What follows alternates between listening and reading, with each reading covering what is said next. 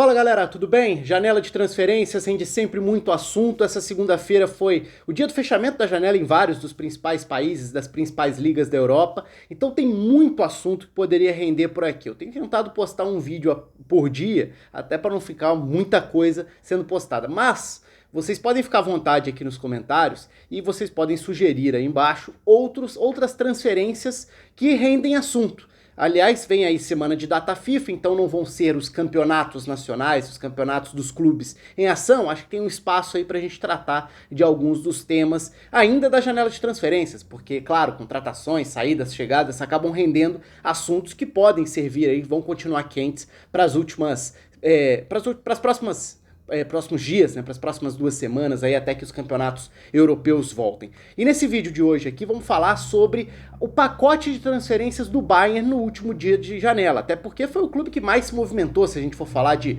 número de transferências, de movimentações. É verdade que não são transferências que mudam grande coisa na formação do time titular, mas em termos de construção de elenco, sim, a gente pode falar que foi uma janela, um fim de janela relevante com diferentes níveis de contratações. E aí o espaço está aberto para vocês deixarem aqui embaixo também o que vocês acharam. Vou falar das 4 chegadas do Bayern nessa segunda-feira de fim de janela de transferências. E aí vocês fiquem à vontade para avaliar também essas chegadas, quais vocês aprovam, reprovam, o que vocês têm curiosidade, se ficou faltando preencher alguma lacuna dentro do elenco do Bayern também. Então se inscreva aqui no canal, ativa o sininho da notificação, deixa a curtida no vídeo e deixa o seu comentário. E vamos falar então sobre esses 4 caras que chegam ao Bayern no finalzinho da janela. Eu tô falando de Marc Roca para o meio campo, Bunassar para a lateral direita, Douglas Costa como um ponta e Choupo-Moting como um atacante. Então são jogadores de níveis diferentes, de realidades diferentes, de idades diferentes,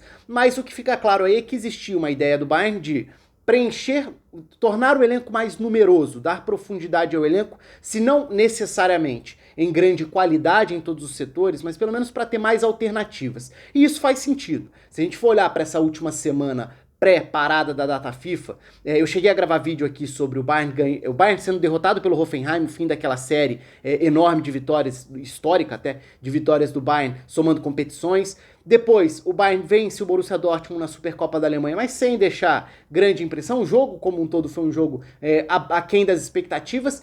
E era um Bayern, nesse período, até por conta da maratona que foi, tinha tido Supercopa da Europa antes também, foi um período em que o Bayern apresentou algumas lacunas. O elenco ficou muito puxado, também por questão de desfalques, mas os desfalques estão aí, né? São realidade para qualquer clube ao longo de uma temporada. Então o time titular do Bayern está muito bem definido para a temporada. Da temporada passada para essa, a grande diferença foi chegada do Sané, chega para ser o titular do lado que o Coman jogava. Então, Sané de um lado, Coman do outro, são os dois pontas, Thomas Müller por dentro, Lewandowski no comando do ataque.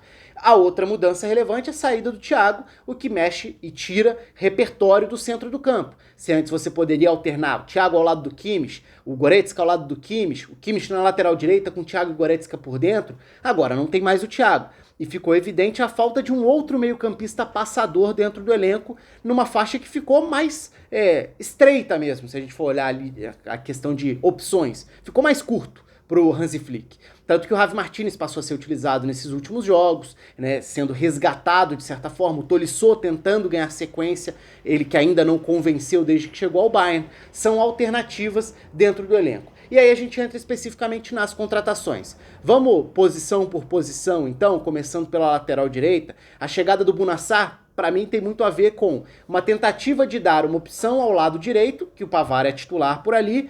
O Odriozola tinha sido esse lateral direito reserva na temporada passada, um lateral que é capaz de dar muita profundidade por atacar bastante o fundo, e acho até que poderia ter sido mais aproveitado, mas tem uma característica diferente da do Pavard. Então o Bunassar também é um lateral, até por ter jogado como meia pela direita também no Olympique de Marselha, pode ter esse perfil de ser um lateral ofensivo por esse setor, o que pode ajudar ao Bayern em termos de profundidade do elenco, até na questão de eventualmente deslocar o Pavard para o centro da zaga, colocando o Sarr para fazer essa lateral direita. Não acho que seja hoje um jogador para competir pela titularidade, mas é uma opção para dar descanso ao Pavard e é um lateral direito reserva, algo que o Bayern precisava depois que chegou ao fim o empréstimo do Odriozola, que voltou para o Real Madrid. essa uma das contratações. A contratação talvez mais interessante de todas seja a do centro do campo, Marc Roca, que foi jogador do Espanhol, e foi bem no Espanhol nesses últimos anos, o Espanhol rebaixado, na verdade, no Campeonato Espanhol, mas que ele faz parte de seleção, fez parte de seleção de base da Espanha, por exemplo. É um ótimo passador, e aí tá um ponto importante. Quando a gente olha para esse centro do campo, naturalmente hoje a dupla titular é uma dupla formada por Kimmich e Goretzka. Agora, se o Bayern pode tentar ter no Tolisso esse jogador de força física e chegada, no Javi Martinez, um jogador que preenche mais a frente da defesa, outra característica, um outro passador para não só substituir o Kimmich, mas para dar essa alternativa de ter um outro passador nesse centro do campo, pode ser o Marc Roca. Em capacidade de distribuição, eu acho que é um grande acerto. Em capacidade de se adaptar à intensidade, à exigência física e ao trabalho defensivo, seja para pressionar ou posicionar, aí tem um desafio de adaptação para o Marc Roca até para ele subir um degrau. Se ele quiser virar esse jogador que bola para isso ele tem. Agora, a adaptação a outros cenários, eu digo bola para isso com bola nos pés, ele tem. Pode ser um ótimo jogador para distribuir jogo no Bayern, mas ele vai precisar subir um degrau para virar essa peça confiável no centro do campo. De qualquer forma, acho a mais interessante das 4 contratações, porque preenche uma lacuna mais evidente no elenco, é um jogador com potencial, mais jovem, que pode se desenvolver e, se der certo, pode virar um jogador importante na rotação do Bayern também. O Douglas Costa é um velho conhecido, né? E até por ser um velho conhecido, o torcedor do Bayern sabe bastante o que esperar. Um jogador de uma capacidade enorme, técnica individual, arrancada, explosão, mas com uma grande dificuldade em ter continuidade por conta das lesões. Então, o obstáculo para o Douglas Costa é o mesmo que já existia antes dele sair do Bayern para ir para a Juventus. É um jogador que ninguém duvida da capacidade, mas todo mundo tem um pé atrás por conta da falta de continuidade, infelizmente, né, por conta das muitas lesões. A Juventus contratou peças importantes, inclusive no último dia da janela contratou o Chiesa, que pode render um vídeo aqui sobre isso nos próximos dias também, porque é uma contratação de bastante peso no futebol italiano. Então, se a gente for pensar na composição dos pontas, dos jogadores de lado na cabeça do Hansi Flick, ele ganha mais um reserva para o lado. Então ele já tinha o Coman tinha virado reserva do Sané com a chegada do Sané. O Gnabry era o titular da outra ponta e agora o Douglas Costa chega em tese para ser esse quarto elemento das opções de pontas, né? Você tem os dois lados do ataque, agora tem 4 opções para essas duas posições. Me parece uma boa tacada aí de mercado para um jogador que já conhece o clube já sabe o que esperar, mas com esse pé atrás por conta das lesões. E por último, certamente a mais discutível de todas elas, a contratação do Choupo-Moting para o ataque. E por que ela é muito discutível, né? E eu tenho certeza que muita gente vai falar aqui embaixo. Ah, o empresário, que grande empresário e tudo. E de fato, o Choupo-Moting não é um atacante do nível do Bayern. Como ele também não era um atacante com o nível técnico do PSG, né? Ele é um atacante com sérias limitações e que tem uma carreira muito surpreendente do ponto de vista dos clubes pelos quais ele jogou e agora vai jogar também, porque nunca esteve nesse nível. Nunca foi um atacante pra gente colocar entre os destaques, entre os caras que se destacam nas principais ligas da Europa. Então sim, ele teve...